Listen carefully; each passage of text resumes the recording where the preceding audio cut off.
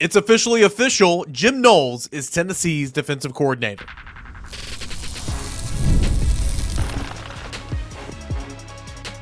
You are Locked On Vols, your daily podcast on the Tennessee Volunteers. Part of the Locked On Podcast Network, your team every day. What is up, everybody? Welcome into it, your Friday morning Locked On Vols. I am your host, Eric Cain, a member of the VolQuest.com team here in town, covering your Tennessee Volunteers.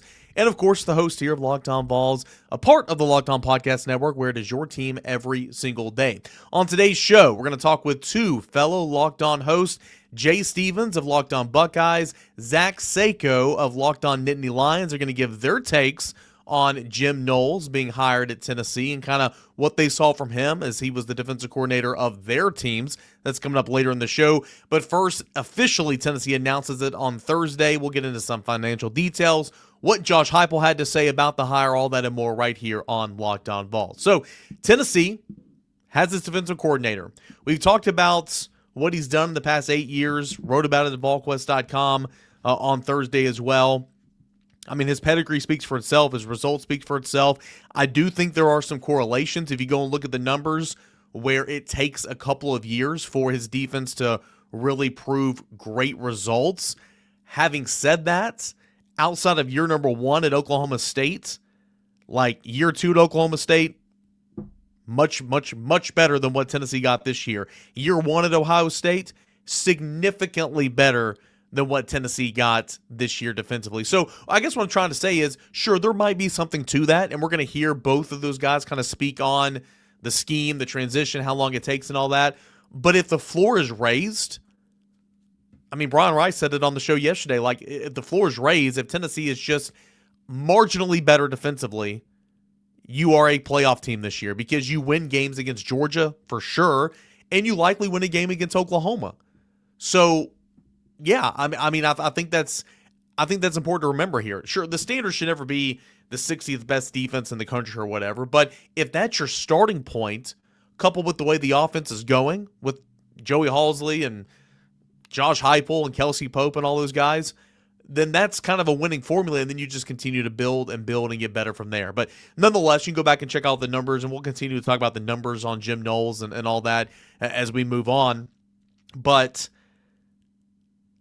I do think it was interesting, kind of some things that you're going to hear in these conversations coming up later in the show. Josh Heupel did make it official, and it took, it's why it wasn't done on Wednesday, I guess, is because technically he's being fired from Penn State because, again, he's not leaving for a new job. It was they fired James Franklin. Matt Campbell's coming in. Matt Campbell's not retaining him, so technically it's Penn State getting away from him, but he's got a new job, so you got to kind of figure out who's paying what and what that separation pay and all that is. Because if you remember, I think he was the highest paid defensive coordinator in college football last year at $3.1 million at State College and at Penn State. So that kind of was complex a little bit, but it was announced officially on yesterday, and Josh Heupel had a lot of good things to say in the university release that was put out there. He said, quote, "Hiring Jim Knowles was our top priority from the start of this process. Jim has a proven track record of developing elite defenses that play with an edge, and we got to see that firsthand during the 2024 college football playoff. His defenses are always physical, well-prepared, and can adapt quickly in-game against today's complex offenses."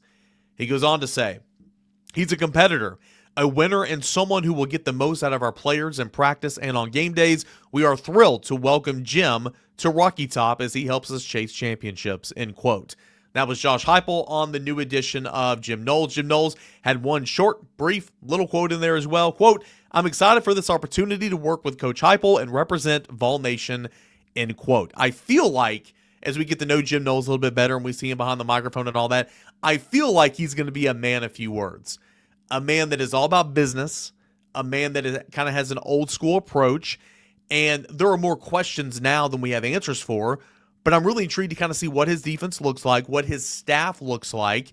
If Rodney Gardner is going to be a part of that staff, one would assume that any defensive coordinator in the country would want Rodney Gardner to be a part of that and chop along with that. So we'll see what that looks like. Of course, Rodney Gardner is on an expiring deal. We'll see, what assistants are retained and all that if he elects to bring in anybody. But you kind of have an old school hard-nosed guy in Rodney Gardner. You're adding another one. So this defense, if Gardner is retained, this defensive staff, these defensive players are going to get a lot of tough love and tough coaching. But I think that's okay, right? We live in a society that is very, very soft in a lot of areas. I often refer to it as a snowflake society at times, right? A little hard-nosed football coaching is not going to hurt nobody. I like that, and I think that's what Jim Knowles is kind of all about. You look at what his contract structure is going to be like for the University of Tennessee, and he's going to be compensated pretty well. He's going to make $2 million in this upcoming season, 2026. It's going to go up $200,000 to $2.2 million in 2027, and he's scheduled to make $2.4 million in 2028. His contract, which is a 3-year contract, runs through January 31st, 2029. In his separation from Penn State, the MOU is unclear what that buyout essentially was or what that separation pay and all that was for Penn State. So that's kind of what it looks like. Again, Tim Banks began at $1.5 million here at Tennessee. He moved up to $2.15 million when he signed his new deal this time last year. Jim Knowles is starting out at $2 million in 2026, so slightly below what Tim Banks made his final year here.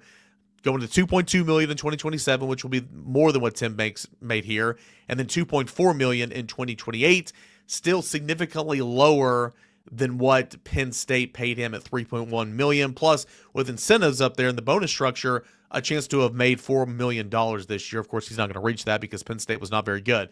So that's kind of interesting. I'm curious to know how much money that's being, and maybe we'll find out later on, what that looks like in terms of getting away from Penn State, how much Penn State is paying him, and vice versa, how that's affected now that he's taken a job. I'm curious to kind of know what all that looks like a little bit. If Knowles were to be let go before the end of his 3 years, Tennessee would owe him the full amount of his contract based on the months remaining on his 3-year agreement. If Knowles were to leave on his own, he would owe 50% of the amount remaining on his agreement. He's also got bonus structures, as does every assistant coach on this staff, built in for making a bowl game, first round of the CFP quarterfinal game, CFP semifinal game, appearing in an SEC championship game, winning an SEC championship game, appearing in a college football playoff national championship, and winning the college football playoff national championship. There's some bonus structures built in for that, just as there are for every assistant coach for Tennessee. So anyway, it's officially official. Jim Knowles is the defensive coordinator for Tennessee, and I think this is a really, really good hire. It can be a great hire, a significant elite hire if everybody's patient and you see what this defense can look like in 2 to 3 years. But I still think, again, based on what you got this year, it's going to be a lot better than what you got this year, with a chance to get even better as the years to come. Again, like somebody asked me earlier in the day, like, what's your take on everybody saying it takes years and years and years to kind of learn the system and get better? I think a lot of that's overhyped. It's not nothing, but I do think a lot of that's overhyped because, again, you have 4 install periods during the offseason. Joey Aguilar got here in mid-May, and he just led the SEC in passing yards. So everybody's different. Every scheme's different. We'll have to see how it plays out. But again, with anything, reps, the more reps you get, the more comfortable you are, hopefully the better you produce. So we'll continue this conversation. What does his defenses do well specifically? What are some of the hangups from his defenses? What are those that opposing fan bases saying about it? Again, we're going to start with Jay Stevens here, and a lot of it you'll see. He's like, I'm not trying to knock him. He's a great defensive coordinator, but you're going to get a lot of butts in there, and that's why I wanted to bring on the show different perspectives. Clearly, nothing at Penn State worked this past year. So when Zach comes on the show, he's going to talk about a lot of things that went wrong. But again, I think it's important to get those viewpoints and hear what others have to say about a guy that you're bringing to your campus. And you know, I've already pointed out the positive stuff, what he did at Ohio State, what he did at Oklahoma State, what he's done in his past with Duke, with David Cutcliffe as well. So we continue on here with this Friday Locked On Vols, so don't go anywhere. We'll get going with Jay Stevens of Locked On Buckeyes coming up next. Let's talk about something that most men don't want to bring up, but absolutely should. Stress from work, money, life. It doesn't just switch off at night. And when it shows up at the worst possible time, Rougiet Ready is designed to help you take back control. Rougiet Ready is a next-generation prescription treatment created to support both brain and the body so you can feel present, confident, and ready when the moment matters the most. Rougiet Ready combines 3 clinically proven ingredients in one mint that dissolves under the tongue so it absorbs patch. You can connect with a board-certified doctor online and everything ships discreetly to your door. It's easy to understand why over 150,000 men have already made the switch. If you've been thinking about taking the next step, now's the time. Head on over to Rougiet.com/LockedOnCollege. That's Rougiet, RUGIET.com/LockedOnCollege to get 15% off your order for a limited time. Rougiet Ready. Feel present, feel confident, feel ready with Rougiet. Also want to give a shout out to our friends over at FanDuel Sportsbook. The NFL Sundays, they move fast, one big play, and suddenly everything feels different. That's what makes live betting with FanDuel so exciting. You're not just watching the game, you're reacting to it in real time. With FanDuel, you can place bets as the action unfolds, every drive, every moment, every swing, every momentum swing, all that and more as the game unfolds. Live betting is best when the game starts to shift, receiver gets hot, defense tightens up, momentum flips after a takeaway or a turnover offensively.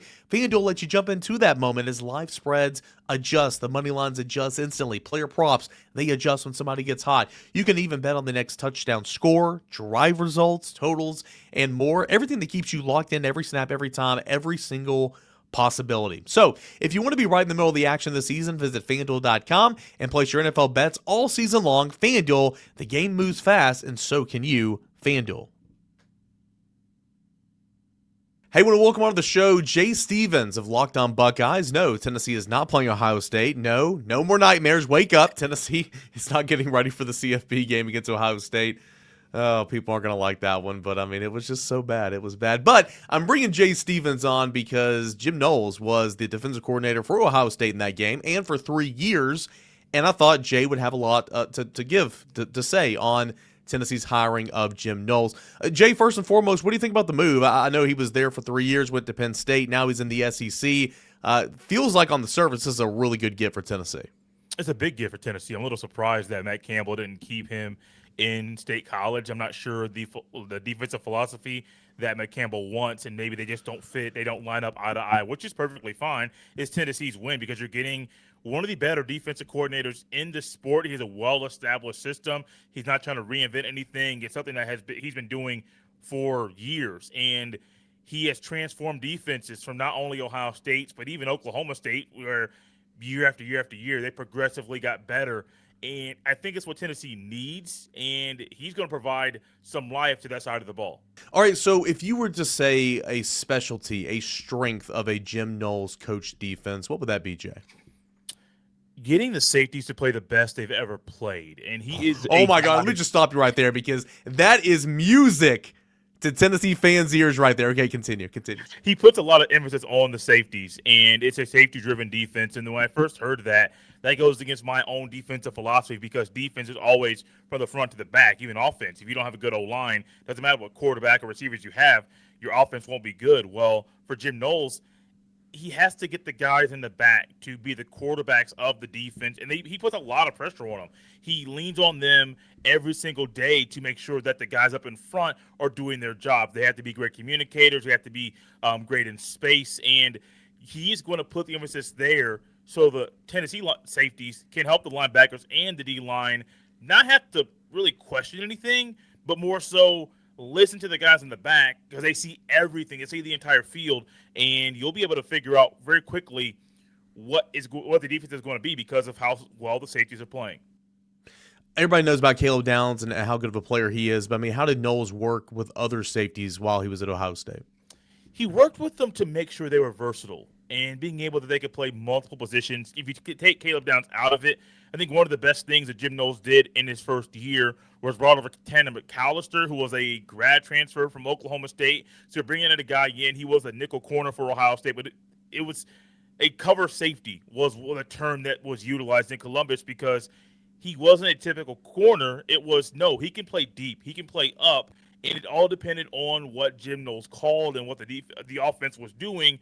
That was Tanner McAllister's role. But McAllister became more of a coach on the field, and he allowed the Buckeyes to have a coach on the field, an extension of Jim Knowles, to not go into the year with a first-year defensive coordinator and not really know the language very well, but also they picked it up quicker because one of their teammates was that sponge that Jim Knowles had used previously, and he allowed that young man to help players like, well, I don't think Downs was there at that time, but help some of the other guys quickly pick up the defense that Jim Knowles preaches. That's interesting because if my memory serves me correct, when he left Ohio State, he didn't take any on-the-field assistants with him.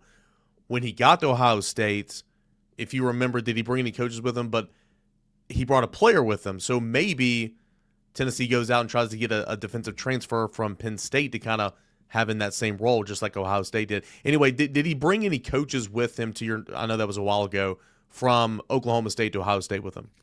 I don't believe from Oklahoma State, but Matt Guerrieri was a guy that was a Jim Knowles disciple, you may want to say, but he was also an assistant coach at Ohio State prior to that. So he had a track record with Ohio State. He had some time coaching with Jim Knowles, and he was kind of like the guy that you thought would be the replacement for Knowles when Knowles left to go to Penn State. But no, and there's one thing about Knowles, and this is kind of the bad part about Knowles that I think Tennessee fans won't like. He kind of got in a weird spot last year a couple years ago after the Oregon loss, when Ohio State lost to Oregon, because some of the coaches didn't like his philosophy and that he was so stuck in his ways. And while it is a safety-driven defense, there are times you need to tweak things. Jim Knowles really didn't tweak anything. So I'm not surprised that he didn't take anybody from Oklahoma State.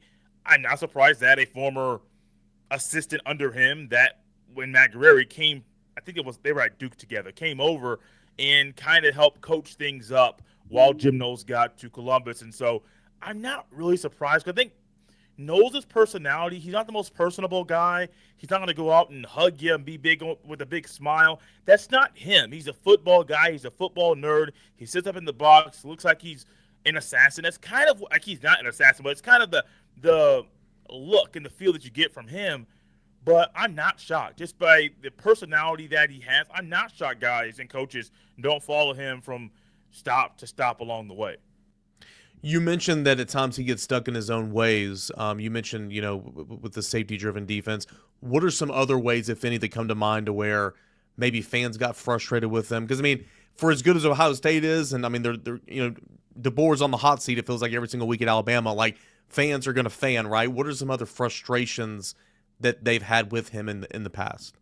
I got three things. The first one is it's going to take 2 to 3 years to fully get the defense that he is preaching for the players to fully understand it.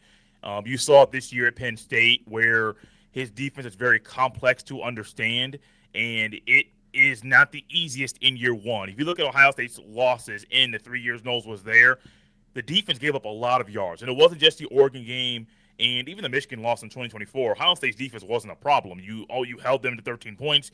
You should win games when you hold a team to 13 points. And so it takes a long time for them to grasp the defense. So it's going to take a little bit of time for them to really get up to speed. It's year 3 is the best. Year 1's the worst. Year 2, you may get a little bit of year 3, but year 2 is going to be a struggle too. It's weird that you have a coach that's so well respected for what he can do with his defense, but he hasn't changed his language, and he hasn't made it easier for the 18 to 22-year-old to understand, which is kind of year number 2, where he is so stuck in his ways, he is slow to adjust. The Oregon game I mentioned, Ohio State lost to Oregon in 2024, and Oregon had a lot of big plays, and Denzel Burke was the guy that struggled in that game to cover, and Jim Knowles didn't change anything. Didn't change anything at all. And it wasn't the first time that he should have made some changes. It just happened to be at that time there was a loss, and in that loss, it was kind of where everybody's eyes were open, like, oh, if you look at the losses Ohio State has had in that time period, you're going to see that they give a lot of yards, and his stubbornness to adjusting to me, it's a problem. Like, you can be a great defensive mind. If you don't adjust on the fly, or even at halftime, that could be a problem. You could lose a lot of games. The one thing that I don't think Tennessee fans will like at all, Eric, I'm not trying to be the bad guy here, he's not a really good recruiter. he is not a guy that really dives deep into that and is eager to go on the recruiting trail and talk to young guys and try to find out who the guy might be in 8th or 9th grade to try to get in on them early.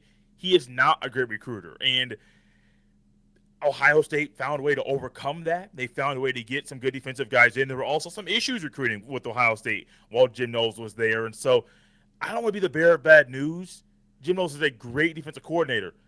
But if you're looking for a DC that is a great recruiter, that's not Jim Knowles. If you want a guy that can adjust very quickly, that's not Jim Knowles. That's not him at all. And if you want a great defense in year one, you're probably not going to have one.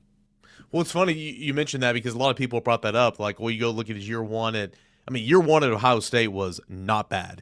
Year one at Oklahoma State was very bad. Year one at Penn State, You compare that to where Tennessee's defense was this year, and oh my gosh, I mean, you talk, and that shouldn't be the standard. But what I'm saying is, you give Tennessee what he gave Penn State this year. Tennessee's in the playoff, and Tennessee's probably winning some games. The holidays are officially here, which means gift hunting season is on, and if you want something meaningful, personal, and guaranteed to get a reaction, Aurora Frames is the gift that delivers every time. It's not just something you wrap, it's something to share your memories on. Because Aurora isn't your average picture frame. You can preload the frame with photos before gifting it, so when they plug it in, the memories are already there. No apps to figure it out, no setup headaches, just instant smiles. It's the perfect gift for grandparents, parents, newlyweds, anyone who loves photos. Endless uploads of pictures and 30-second videos through the app, through the Aurora app. Add personalized messaging on right inside the frame so the gift feels thoughtful the moment it's open. My parents have one. We can load pictures from our house on their frame. They can do it vice versa as well. It's really one of the perfect Christmas gifts that I could recommend. And you can get a credible offer right now. For a limited time, save on that perfect gift by visiting auroraframes.com to get $35 off Aurora's best-selling Carver matte frames named #1 by Wirecutter by using the promo code COLLEGE at checkout. That's auraframes.com, promo code COLLEGE. The deal is exclusive to listeners, and frames are going to sell out fast, so order yours now to get it in time for the holidays. Support the show by mentioning us at checkout. Terms and conditions, they do apply. So we heard from Jay Stevens, and he had one point of view on Jim Knowles. Now let's bring on from Locked On Nittany Lions, Zach Sayko. And Zach, Tennessee's hiring Jim Knowles. Appreciate you joining us here as defensive coordinator. Only 1 year in State College, Happy Valley. Obviously, Matt Campbell coming in, not retaining him, bringing in somebody else. Your overall thoughts on the get for Tennessee in this quality of a hire of a defensive coordinator? I mean, it's a great get, especially with where you're coming from with Tim Banks. So I think that's a major upgrade. Jim Knowles is not a bad defensive coordinator. Was he bad at Penn State? Yeah, he was, simply put. But I think that was a product of the system. Fired head coach in the middle of the season. Nobody really holding anybody accountable. It wasn't just Jim Knowles that took a step backwards from his. He wasn't the only guy to fall from glory. Andy Kotelnicki had a top 15 offense the year before, took a major step backwards. Players left and right were taking steps backwards. Why was that? It's because Penn State collectively as a group this past season just didn't have it together. But as Terry Smith, the interim head coach, stepped in and said, we're going to make these adjustments. We're going to make these changes. Both Andy Kotelnicki and Jim Knowles started to settle down. You could see the vision behind both of them as coordinators. And I wasn't against keeping Jim Knowles as the DC, but for Knowles, it didn't work out. Fans clearly, for the most part, didn't want him in Penn State and Happy Valley. Take the buyout money, go get yourself a new contract, go get yourself a reset at a pretty reliable program that's going to offer you a little more stability here. Again, Matt Campbell's not his guy. Jim Knowles is not Matt Campbell's guy, if I've said that correctly here. So bottom line is the move for Knowles makes sense. This wasn't, I don't know that this was necessarily Matt Campbell saying, hey, we're forcing you out. I think it's also Jim Knowles might have went to the table and said, I kind of want to leave. Let's negotiate a buyout, especially when Tennessee came calling. Yeah, I imagine Tennessee gave him a phone call. He contemplated it. He's like, I've never worked with Matt Campbell. I don't know how this is going to go. I could be fired in a year from now anyway, just because we might butt heads. Go get a reset. So it's a good move across the board because Penn State's going in a different direction and Tennessee wants to upgrade at DC, obviously. So, I mean, obviously the resume speaks for itself. I mean, you look what he did at Ohio State and, in 2024, best defense in the country, 2023, top 3 or 4 defense in the country. Even his first year in Columbus was a pretty solid year. 2021 in Oklahoma State was fantastic. Yeah. A lot of people say that it takes a couple of years in his system for the players to truly click. What was your experience with that this year? Again, you said product of the system, and it was a train wreck this year for Penn State. I understand all that, but what did you see in terms of the players adapting to his system, how quickly or how slow that took? It's definitely a situation where it does take it takes 2 to 3 years. I can attest to that first and foremost. Players were admitting to it. They said they had to go to extra meetings. They had to go to film sessions more often. They were sitting in coaches' meetings.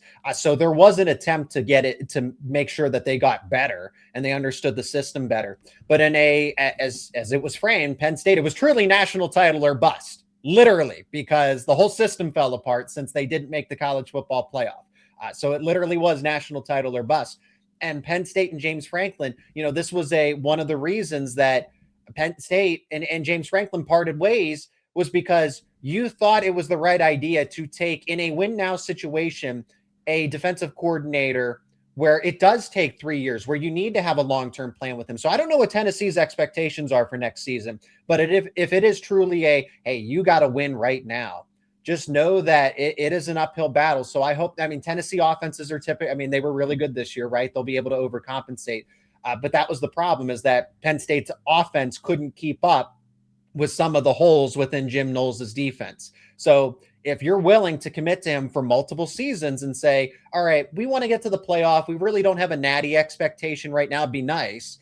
But if you give Jim Knowles that second and then eventually that third season, and Tennessee's able to attract really good talent, he could be ultimately that defensive coordinator that really settles Tennessee as a whole team. And then that second, third year maybe puts them over the top to where they have a competent enough defense. I don't think they're going to have the number 1 defense.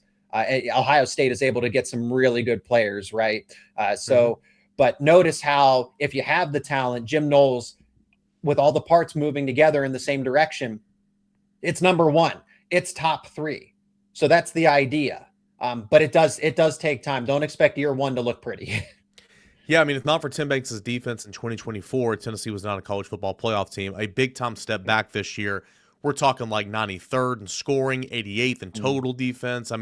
It was awful. And the standard, and I said this when I was talking to Jay, like the standard shouldn't be, we'll just get a little bit better. But the fact of the matter is, if Tennessee was just a fraction better defensively this year across the board, it's a playoff team. It would have beat Georgia, would have likely beat Oklahoma, probably had 10 wins. shoulda, coulda, woulda. I understand all that. But my point is what you said. You have the offense humming along. You just improve defensively, and then kind of like Tim Banks in year 4, it's a really, really good unit. So I'm intrigued to see kind of what that looks like next year and beyond, because, a lot of people have been asking me today about the whole it takes a couple of years thing. And I just sit here and I think, man, you get installs 4 times throughout the offseason. You have the transfer portal to go help you. I understand it takes reps. I get that. But I thought that was kind of overblown, to be honest with you. But from hearing from both of you guys today, maybe it's not. Maybe it's something to monitor. Well, part of it had to do with it wasn't a personnel fit either. Yeah. Jim Knowles didn't have all of the players that are key. So he wants to allow the back half of the defense to basically roam free. That's where it's at its best, is when the back 7 can sit in their assignments and they don't have to overcompensate in a category. And how do you do that? You start with the 1 defensive tackle spot. That nose tackle, that 1 tech needs to be a space eater. Doesn't matter how good he is actually. Well, yes, it does. But I'm exaggerating here. His football skills aren't necessarily the thing that's going to be the difference maker at the end of the day. It's great that you can get a playmaker at that spot, but you want somebody that's just 330, 340, can just eat space, take on 2, maybe even 3 blockers, because then it frees up the rest of the defense to fill their assignments. You also need people to be disciplined. I like to think of it as wide receivers when they have option routes. They read the cornerback, and then you got to be in sync with your QB, and it's very difficult. The cornerbacks, the linebackers also had the same thing. They had option assignments. So you need veterans. You need guys that just understand the game of football, that are just smart, cerebral, and it's a lot. It is a lot to take on in year 1, especially when you're in a win now at all costs type of mentality, as Penn State was. So the Jim Knowles hire in hindsight was terrible, because that's a 2 to 3 year plan when you need instant success right now. And that wasn't going to be the case. So again, if Tennessee is okay with, all right, let's establish the building blocks, the foundation, let's get players that can get used to the system. You can also simplify Jim Knowles' defense. Penn State did that in the back half of the season, and it worked. You combined the best. So it really, because they had to do that. They had to try to overcompensate and say, how can we get the best of Jim Knowles' defense? But it wasn't working. So if you can kind of gradually bring it along, then Tennessee will be in a great spot. But you also need to get the players and the personnel to be able to do it. Ohio State had a lot of talent. They were recruiting the right players. It was ugly in the first year, but it went from, I think, barely top 50, and it soared right into the top 10 the next season. It was top 3 in year 2. And then it was consensus number 1 across the board when they won the national title. It was top 25 year number 1. Just okay. The expectations are insane, right? 24th in scoring. They were 14th in total defense, 25th against the run, 26th against the pass, 34 sacks. Yeah, in year 1 in Columbus, it was actually ranked 24th in scoring defense. Okay. But to your point, again, it's just the expectations, right? What are versatility? You mentioned he kind of evolved a little bit, and a lot of that was just because it was a train wreck. But what were the versatility? What type of versatility does this defense have for Jim Knowles? It's the ability to be able to, again, when it's run effectively, you have the right players, you have the depth, when everything's moving along together, the ability to defend both the run and the pass and confuse a quarterback, confuse an opposing offense. Because if you have cornerbacks that are really disciplined in their assignments, you think when Jim Knowles drops back into these different zones, and he doesn't really like to blitz a lot. The idea is that we're going to get you into obvious passing situations because our 4-2-5, our front 6 are going to be able to, the 4 defensive linemen and the linebackers are going to be able to get you into 3rd and 8 situations. And then your 4 pass rushers need to be able to organically get after the quarterback. And that was the understanding initially, but they weren't doing that. And they had talent. Dennis Sutton's going to be an NFL draft pick. Zane Durant's going to be an NFL draft pick. Alonzo Ford, Zariah Fisher to be determined, but they were all veterans. So the understanding was that, Jim Knowles can elevate them. Well, when they weren't doing the Manny Diaz blitz packages and even Tom Allen, it kind of exposed some weaknesses that, hey, these guys in one-on-one matchups don't routinely win as much as they do. If you have 4 defensive linemen that can get after the quarterback, that is more than half the battle, honestly. So I should have started with that your front 4, if you can get after the quarterback with only rushing 3 to 4 pass rushers, your secondary, again, can do whatever it wants, basically freelance, and then a quarterback in a 3rd and 8 situation is going to make a bad pass or just another incompletion, and then your offense gets the ball back. So were you in the camp of wanting to keep Jim Knowles? I know you said the fan base probably wasn't, but would you have been okay if they retained Jim Knowles? I would have been okay with it, but it was also kind of dependent on the situation. I think that's why this was a mutual agreement. I have no reason to believe that Matt Campbell said, get out of town, I don't want you. I think it was understanding what Jim Knowles offers, and he's a really good defensive coordinator. He's one of the smartest defensive minds in football, but you also start that proverbial clock back over. If Iowa State players all come over to Penn State and Penn State loses most of this defensive roster, you're basically starting at level 1 again with Jim Knowles. And what's the point of that when he's already not your guy? Couple more quick hitters out the door. Did he bring via the transfer portal any of Ohio State players with him? No. Okay. And he brought no assistants outside of a couple analysts, right?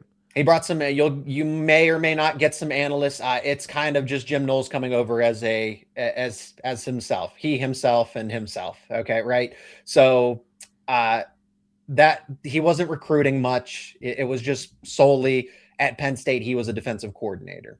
Gotcha. First and foremost, he had some connections to New Jersey, but I think it materialized into one high school commitment. But he's not Penn State under James Franklin. The coordinators weren't worried about recruiting, and I doubt Tennessee is going to ask him to do that too. Recruiting's not his forte.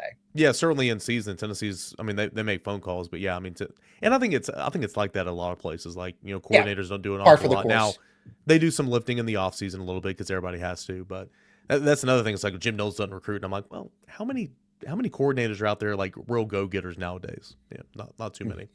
All right, man. Well, I appreciate your perspective. Thanks so much for giving us some knowledge on Jim Knowles.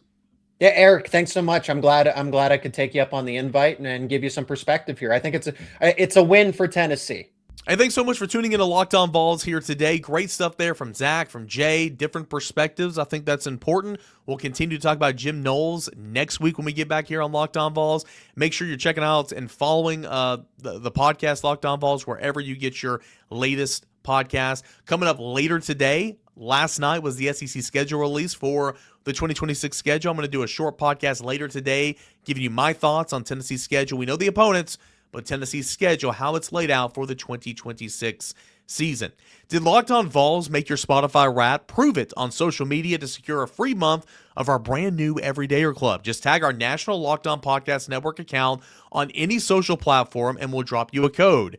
Be one of the first to join the Everydayer Club to get your favorite show ad-free and exclusive access to members-only Discord channel. For those of you on video, we send you the first ever 24/7 National Locked On Podcast Network YouTube channel. On audio, make sure you make it your second listen, Locked On College Football Today or Locked On SEC. Appreciate you guys as always. Thanks so much. We'll get back at it later today on a Friday. This is Locked On Vols.